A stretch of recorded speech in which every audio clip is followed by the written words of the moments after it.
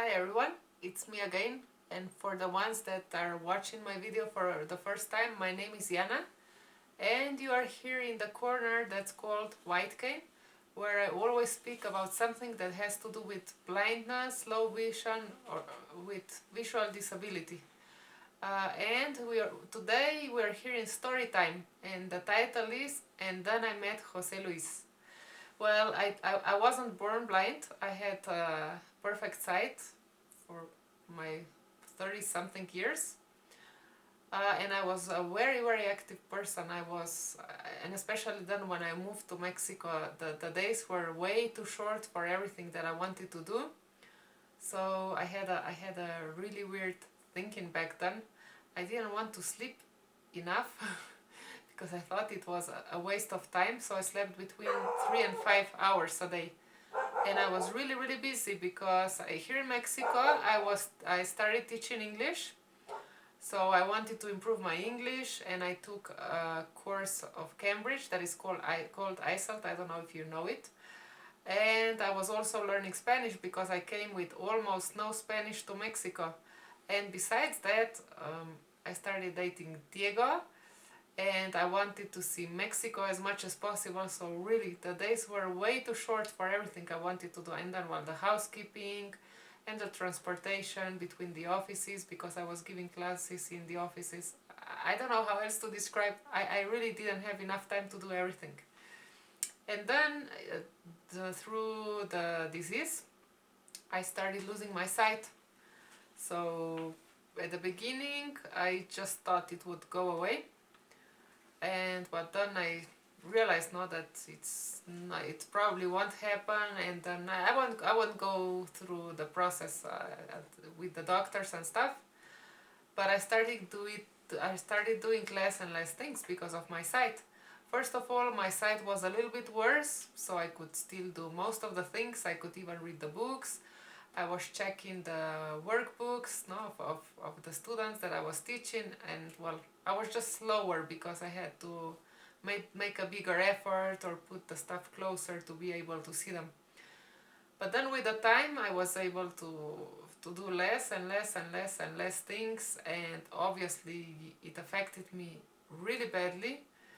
I was full of fears. What will happen with me?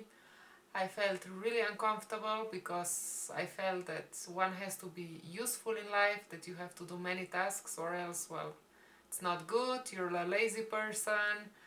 I was always the one that helped everyone. I really loved helping. I still do whenever I can, and I still do get a chance to help other people. And suddenly I was the one that had to start asking for help, people around me, so that was a really hard one for me. And I reached a point, my lowest point in that sense was that I was only washing the dishes, washing the clothes, hanging the clothes, and folding the clothes, and nothing else. I think so. So it was really bad for me. I had an image in my head that I was as if I were sitting on the sofa and just wait. No, I had this image, I don't know where from, that I wake up in the morning, I sit at the sofa, and I just wait that the day is over and I go back to bed. It was really like my worst nightmare. Because I didn't participate in the kitchen anymore, I didn't clean anymore. I just felt that I'm useless, and I don't know, it didn't feel nice. So our family moved out of Mexico City. We moved to a different place, and coincidentally we went to a public library, and they have a section that is called Braille Room. And I wasn't very keen on going there because I said, okay, they'll teach me how to use Braille. Woo, no, great, no. Yes, I also missed reading books. No, I loved reading books before, but of course I missed it. But that wasn't the only thing I needed. I needed to be more skillful at my everyday things. I don't know, in housekeeping. I needed to learn how to go out on my own. I mean, Braille was the last thing I was worried about. So I wasn't very enthusiastic about it, but one day we did go there. And the coordinator received me, And she said, you know what, you have to come one Friday in the morning when one of our instructors comes, and his name is Jose Luis. And well, come on Friday so he can attend you. I said, okay, no, and I didn't like that visit very much. But since I said I would come on one Friday, I did go one Friday. And I was sitting there with, I think there were two more instructors there, and there was Jose Luis. And he was moving from one place to another in this big room that is called Braille Room without any problem. And how do you say, Diego? Well, that he put the pieces of the cane apart. How do you say, unarmed? No. He uh, took apart. He took the it cane. apart. Because there inside is an elastic part, and he changed it for a different elastic, and he just built it again. And I was really surprised. How can you do it? If you can't see it. And then he was explaining to me that he teaches blind people in different parts, that he takes public transportation, that he goes to Mexico City, he goes to the bank. He was describing a normal day of a sighted person. So that thing really, that to me was incredible. And to me, I got a thought, you know what, this person was born to be blind. He also lost the sight because he had an accident as a grown-up already, so he learned all these skills afterwards. And he took me out, and he said, and the van came, no? And he said, how many people were in the, he was talking to me all the time, chit-chatting, and he said, hey Anna, how many people were in the van? I said, I don't know, why? He said, 3. I said, really? He said, yes. He said, did the driver get off? I said, I don't know. He says, no, that door didn't open. He says, you have to wake up your senses. He says, you can't rely on your eyes anymore. You have to use the other senses that you have. You can't be just here chit-chatting without paying attention. No? He says, how many people did get off the van? I said, well, I don't know. He said, 3. And he said, were the kids or grown-ups? I said, come on, Jose Luis, how will I know? He says, well, 2 kids and 1 woman. I said, how do you know it was a woman? He says, well, I heard the heels, no? I heard the heels. I said, no. And then he says, where do you feel the sun? I said, well, on my neck. He says, that, you have to use that. I mean, if you walk, pay attention where the sun is at. This can help you out. Where do you see the birds from? I said, from the left. Where do you see the traffic? I said, from the right. He says, you have to use all this that you can notice. No, I said, no, this is crazy. I'm not a genius. I won't be able to do all these things. No. I mean, no. No. It was just really something incredible. Well, and then we finished the first session, and Diego said that I was completely different coming out. Diego, how could you describe how I was before and after? Well, you were a different person. You were afraid. I think you were probably also depressed before meeting him. We had gone to a center. They had tried to force you to use a cane. That was very painful for you. So I think you were not in a good place, mentally, emotionally. And after you met him, you just you were back to being who you were again. Your charm, your light was back. But how could you? I mean, you told me when we left the library that something happened to me. How did you notice? What did you notice? What exactly? You were glowing. That's the word in English. You were just glowing. You had a smile on your face.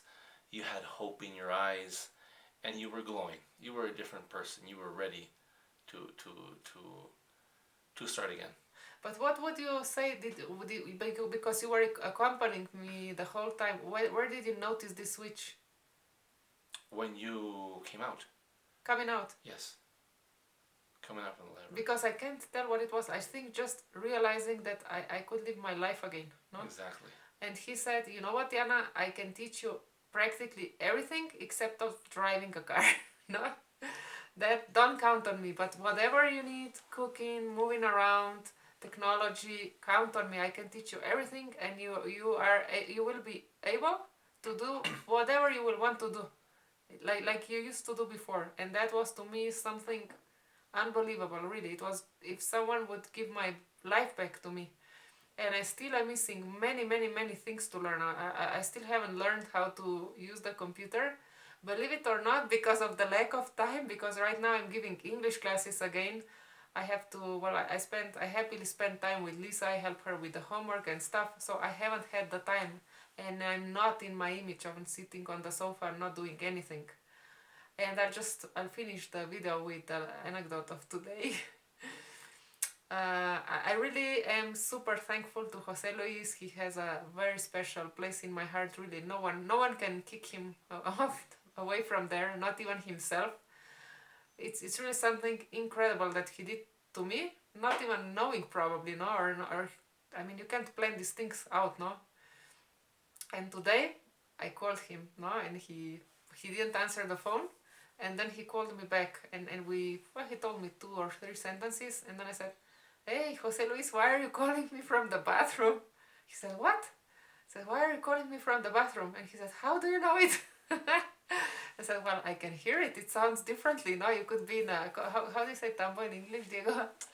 Tambo, like big in a barrel. Water in a barrel. Good. Yeah, I said, "You sound as if you were there, which I think you are not." No, and the other thing is, like, if you were in the bathroom. He said, "Yes, I'm in the bathroom because I'm working, and well, I couldn't answer the phone there."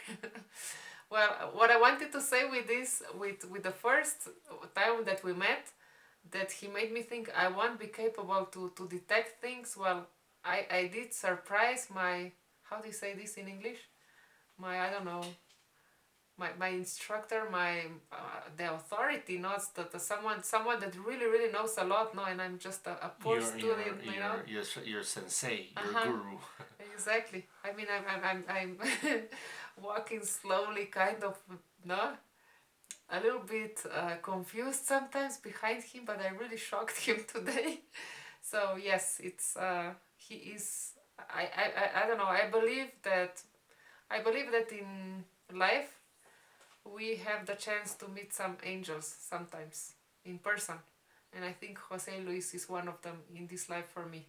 So thank you very much, Jose Luis, for what you did for me. Really, even though you say it was nothing to me, it was to me and my family. It was something priceless. And well, you never know, no, who will change your life, no, in the good sense. I'm super thankful to him.